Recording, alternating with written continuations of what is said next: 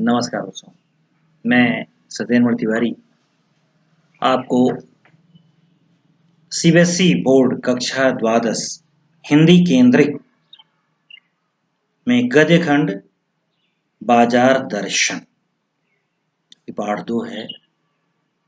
पहला पार्ट भक्ति ने जो मैं अपने पिछले क्लासेस में बता चुका हूँ। बाजार दर्शन में लेखक जैनेन्द्र कुमार जी ने बाजार की सार्थकता, उसका सदुपयोग और उसके दुरुपयोग पर प्रकाश डाला है। इसमें अपने 3 मित्रों, 2 मित्रों और एक भगत जी के द्वारा उन्होंने हमें समझाने की कोशिश की है कि बाजार के आकर्षण में फंसकर हमें फालतू चीजों को नहीं खरीदना चाहिए। बाजार हमारी आवश्यकता की पूर्ति का साधन होता है, न कि वो हमारे जेब को खाली करने का कोई स्थान। हमें बाजार जाकर के और वहां पर अपने उपयोग की चीजों को खरीदना चाहिए। तो 2 उदाहरण दिया उन्होंने। पहला उदाहरण तो ये दिया है कि एक दिन उनकी भेंट एक मित्र जी से होती है। बाजार पहुंचते हैं, देखते क्या है कि मित्र ऊपर से नीचे तक थैलों से और बाजार के तमाम सामानों से भरे हुए थे। बगल की श्रीमती जी भी थी। मिलते हैं, जैसा कि हम लोग एक मित्र दूसरे मित्र से मिलते हैं, तो नमस्कार इत्यादि के पश्चात जब उन्होंने थोड़ा हंसते हुए पूछा कि भाई बाजार से आपने काफी खरीदा कुछ, तो उन्होंने अपनी पत्नी को संकेत किया उनके मित्र ने कि यह तो श्रीमती जी की कृपा है, यानी सारा कुछ श्रीमती जी पर डाल दिया।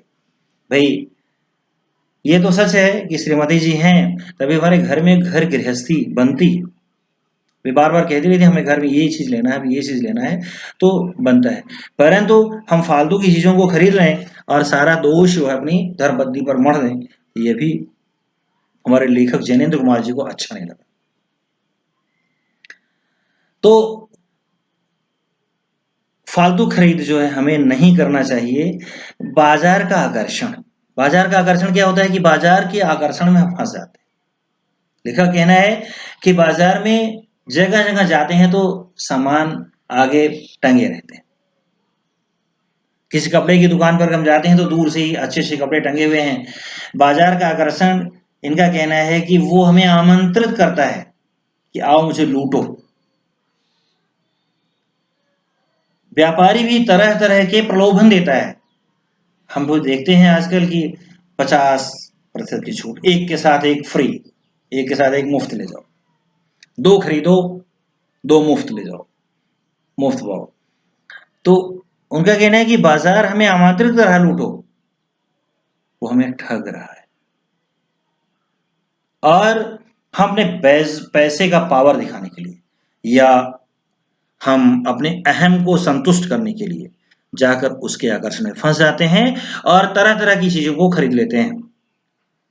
बाद में हमें पता चलता है कि जितने सारे सामान हमने खरीदे हैं वास्तव में उस सबकी आवश्यकता नहीं थी, बल्कि आरामदायक सारी चीजें भी एक दिन हमें लगती हैं कि नहीं, हमने इसे तो खरीदा परंतु आज ये हमारे लिए सही नहीं है। जब हमें पैसे की आवश्यकता पड़ती है तो हमें पता चलता है कि हाँ, हमने जो फालतू खरीदारी कर ली, अगर वो न किए होते तो हमें वही पैसे आज काम देते। दूसरे मित्र के बारे में बताए हैं कि वे एक मित्र बाजार जाते हैं और शाम को लेखक से मुलाकात होती है। देखते क्या है कि लेखक देखता क्या है कि वो खाली हाथ चले आ रहे हैं। जब लेखक ने उनसे पूछा तो उन्होंने कहा कि भाई मैं तो बाजार में प्रातःकाल ही आया था, बस बाजार खुली है, बाजार में टहलता रहा, मन खाली था, तो कुछ भी यह नहीं सोच सका कि हम क्या खरीदें और क्या ना खरीदें, क्योंकि हम सोच रहे अगर ये चीज खरीदें तो ये चीज नहीं ले पाएंगे, ये चीज खरीदें तो ये चीज। मैं बाजार के आकर्षण में तो फंसा रहा, परंतु मैं क्या खरीदूं ये निर्णय नहीं कर पाया, क्योंकि एक चीज अगर खरीदता तो मन में ये लगा रहता हमने दूसरी चीज। तीसरा उन्होंने बताया कि एक भगत जी थे। भगत जी के व्यक्तित्व को उन्होंने बताया कि भगत जी जैसे व्यक्ति बाजार को सार्थकता प्रदान करते। भगत जी कौन थे, उनके बारे में क्या उन्होंने बताया? उन्होंने बताया कि ये भगत जी थे जो पिछले लगभग 25 वर्षों से अधिक वे प्रतिदिन मुख्य बाजार के चौक में जाते थे। वे चूरन बेचने का धंधा करते थे, व्यापार करते थे। वे बाजार से प्रतिदिन जाकर के चूरन के लिए जीरा, काला नमक और अन्य सारी चीजें खरीदते थे और अपने घर आकर के वे चूरन बनाते थे। दूसरे दिन प्रातः काल जाकर के गली गली घूम घूम करके वे अपने चूरन को बेचते थे।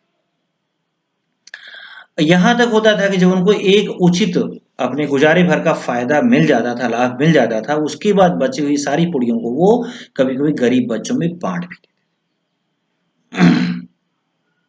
उन्हें कई बड़ी-बड़ी कंपनियों का ऑफर भी आया कि आपका चूरन हाथों हाथ बिक जाता है, आप चूरन हमें दे दिया करें और हमके प्रोडक्ट को खरीद लिया करें और हम उसके लिए आपको मुँहमांगा ज़्यादा दाम देंगे, ज़्यादा मूल्य देंगे। परंतु भगत जी इसके लिए कभी भी तैयार नहीं। लेखक का कहना है कि भगत जी प्रतिदिन बाजार जाते थे, कभी बाजार के आकर्षण में नहीं फंसे, अपने आवश्यकता की चीजों को लेना और आवश्यकता के लिए जो चूरन के लिए सामान होता था उसको लेना और उसके बाद अपने घर आना। प्रतिदिन वे बाजार जाते थे, परंतु बाजार के आकर्षण में, बाजार के मोह फाल में फंस करके कभी उन्होंने फालतू चीजें ना तो खरीदी, ना तो कभी फालतू चीजों को खरीदने के लिए उन्होंने अधिक पैसा कमाने की कोशिश की। तो उन्होंने कहा पैसे की क्रय शक्ति, पैसा अपने क्रय शक्ति दिखाना चाहता है। पैसा जो है, पैसे की व्यंग शक्ति दारुण है।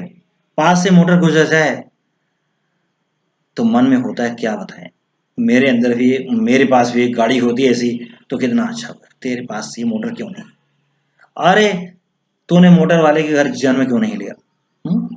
यह व्यंग शक्ति अपने सगों के प्रति भी कृतज्ञ बना डालती, परंतु उस चूरन वाले फक्कड़ यानी भगत जी के सामने यह व्यंग्य शक्ति पानी पानी हो जाती। वह कौन सा बल है जो पैसे के व्यंग के सामने फीका रहता है या अजेय हो जाता है। तो उसके लिए कहा जाए यदि हमारे अंदर तृष्णा है तो वहां पर बल नहीं है।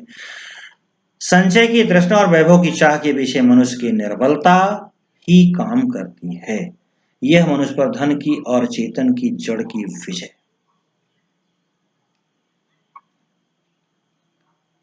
बाजार की सार्थकता, बाजार मनुष्य की सार्थकता तभी तय करता है। देखिए बेटा, बिना बाजार गए हमारा काम नहीं चल सकता, लेकिन बाजार की सार्थकता यही है कि हम बाजार जा करके जो हमारे लिए आवश्यक चीजें हैं हम उन्हें खरीदें और ले अपनी आवश्यकता की पूर्ति करें, परंतु फालतू चीजें ना खरीदें। यदि हम फालतू चीजें नहीं खरीदेंगे तो बाजार की सार्थकता यह है। लेखक का कहना है कि बाजार से यदि कोई भी समाज के व्यक्ति यदि सार्थक वस्तुओं को ही खरीदें, जरूरत की चीजों को ही खरीदें, तो हमारे समाज में चोरी डकैती, धोखाधड़ी, रिश्वतखोरी इत्यादि बंद नहीं होगी तो बहुत ही कम हो जाएगी। क्यों? क्योंकि हम अनावश्यक चीजों को खरीदने के लिए कोई न कोई अनावश्यक कदम उठाते हैं। हम एन केन प्रकारेण धन को इकट्ठा करना चाहते हैं, उसके लिए हम धोखा देते हैं लोगों को, चोरी डकैती भी कर सकते हैं और भ्रष्टाचार में भी लिप्त हो सकते हैं। इससे बाजार की सार्थकता है कि सदैव हम आवश्यकता की चीजों को ही खरीदें। एक जो है, धन्यवाद बेटा, अब हम इसके प्रश्नों के बारे में बताते हैं। जो सबसे इंपॉर्टेंट है, बाजारूपन से क्या तात्पर्य है और किस प्रकार के लोग बाजार को सार्थकता प्रदान करते हैं।